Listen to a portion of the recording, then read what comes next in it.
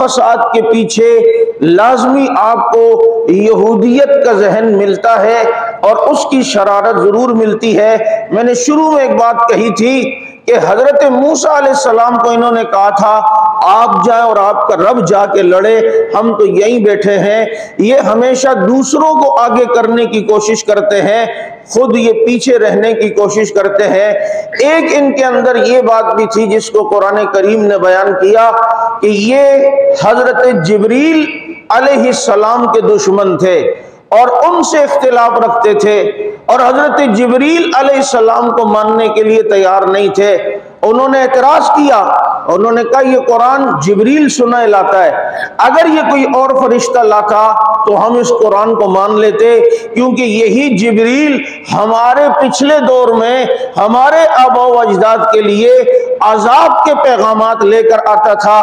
اس لیے جبریل سے ان کو ویر ہے کہ جبریل نے کام خراب کیا ہے، جبریل نے معاملات خراب کیے ہیں۔ حالانکہ ان ظالموں کو یہ نہیں پتا کہ لا یعصون اللہ من امر اللہ، لا یعصون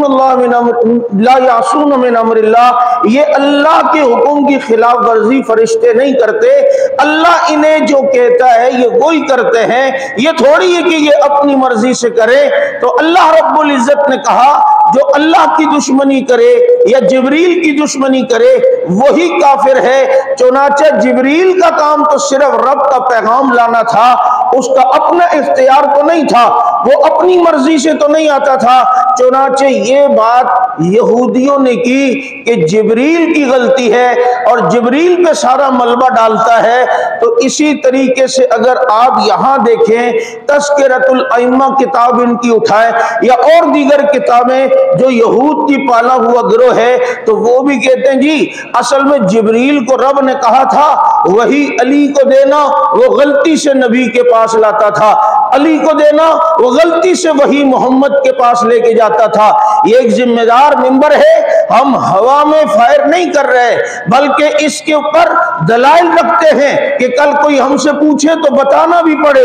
تو آج اگر یہ دیکھا جائے تو مجھے بتائیں اگر کوئی یہ کہے کہ جبریل علیہ السلام کو رب نے کہا علی کے پاس لے جایا کرو وہی وہ نبی کے پاس لے جاتا تھا، تو یہ کیا سمجھ رہا ہے کہ غلطی جبریل کی ہے، سارے معاملات جبریل نے خراب کیے ہیں۔ تو یہاں یہودیوں کا ذہن بھی یہی تھا کہ جی سارے معاملات جبریل نے خراب کیے ہیں۔ میں 4 ہفتے 5 ہفتے سے اپنا یہ درد دل رکھ رہا ہوں، اگر کسی کے دل کے اندر اس طبقے کے متعلق کوئی ہمدردی ہو کہ یہ اسلام کے حق میں ہے یا اسلام کا فائدہ ہے اس سے یا اسلام کو کوئی فائدہ پہنچائے گا، خیال است و محال است و جنو، یہ ہو ہی نہیں سکتا، ان سے امید ہی نہیں ہے۔ جیسے خواجہ سرا سے بیٹے کی امید بچے کی امید نہیں ہوتی، ایسے ہی صحابہ کے دشمن سے اسلام کی خدمت کی امید نہیں ہو سکتی۔